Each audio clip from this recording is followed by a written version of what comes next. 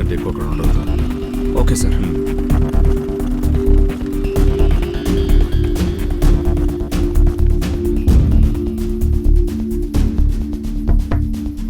Sir,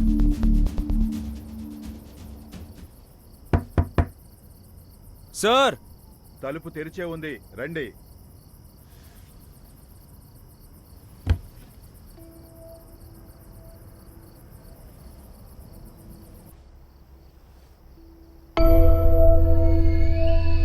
sir,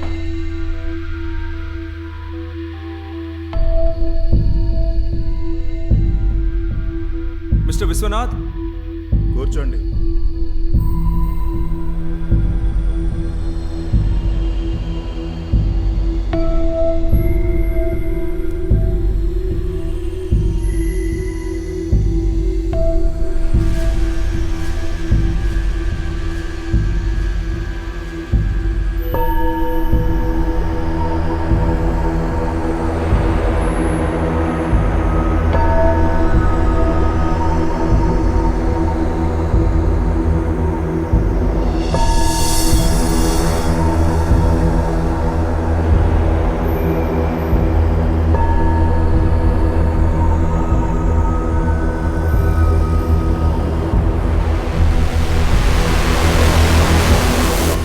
good job Venu.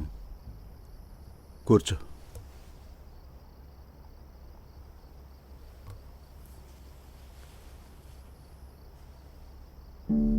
మన జీవితాల్ని నిర్ణయించేది అవసరాలే. అదే శివకుమార్ని నన్ను కలిపింది. దానివల్లే నువ్వు ఇంత దూరం రాగలిగావు. నువ్వు ఈ కంపెనీలో జాయిన్ అవ్వటానికి నేనే ఏర్పాట్లు చేశాను.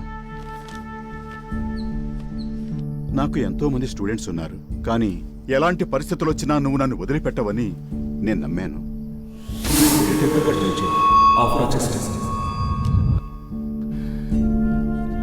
ఇలాంటి మానవత్వం లేని పని నేను ఎలా చేస్తాననుకున్నారు సార్?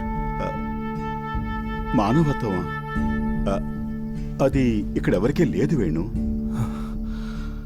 మన చుట్టూ జరుగుతున్న అన్యాయాలకు కూడా మనం రియాక్ట్ అవటం లేదే. ఒక ఎంటర్టైన్మెంట్లా చూస్తున్నాం. అసలు దీని గురించి ముందుగానే నీతో డిస్కస్ చేయాలనుకున్నాను, కానీ నువ్వు అందరితో పాటు వచ్చావు. మాట్లాడలేకపోయాను.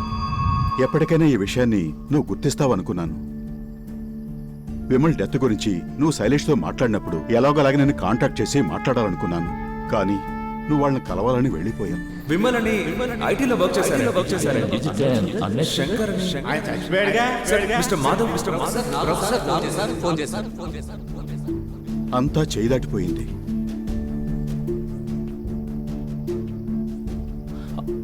ఆ తర్వాతనే వాళ్ళు వదిలిపెట్టుండొచ్చు. తెలియక చేసే తప్పుల కన్నా దాన్ని కవర్ చేయడానికే ఇంకా పెద్ద తప్పు చేస్తాం. ఆ రోజు వాడిని వదులుంటే నువ్వు ఊరికే ఉంటావా? పోలీసులు చెప్పుండేవాడివి. ఏ ఇన్ఫర్మేషన్ నీ నుంచి వాళ్ళకి వెళ్ళకూడదని నీకు జామీన్ ఇచ్చాను. అయినా నువ్వు నా వరకు వచ్చేసావు. నేను రాకపోయి ఉంటే ఇంకొకటి వచ్చేవాడు. మీరు ఇలా చేసి ఉండకూడదు. అయితే మీరేనా వల్లభా? నా గురించి అసలు నీకేం తెలుసు? 28 ఏళ్లకు కూడా నా చదువు పూర్తి కాలేదు. పై చదువులు చదవలేదు. అందరి పిల్లలకి దొరికిన నాన్నగారి గైడెన్స్, చదువు, రిలేషన్షిప్, మ్యారేజ్ ఏవీ సరైన సమయంలో దొరకలేదు. ఈ వ్యవస్థ కరెక్ట్గా లేదు వేణు. నాకు లైఫ్లో తృప్తి లేదు. ఒక కొడుగ్గా నా తల్లికి ఒక మంచి వైద్యం చేయించాలని ఆశపడ్డాను. మరి ఇక్కడ ఎవరి గురించి దిగులు లేదు. తెలివైన వాళ్లను అణగదొక్కి అందలం ఎక్కుతున్నారు. ఒక ప్రొఫెసర్గా ఈ సొసైటీకి నేను ఎంతో చేశాను, కానీ ఈ సొసైటీ నాకు ఏమీ చేయలేదు. బట్ శివకుమార్ నన్ను వెతుక్కుంటూ వచ్చాడు. వాళ్ళతో చేతులు కలపడానికి ఆలోచించలేదు.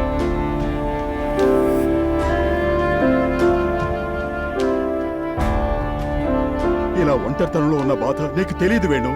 I don't care anymore.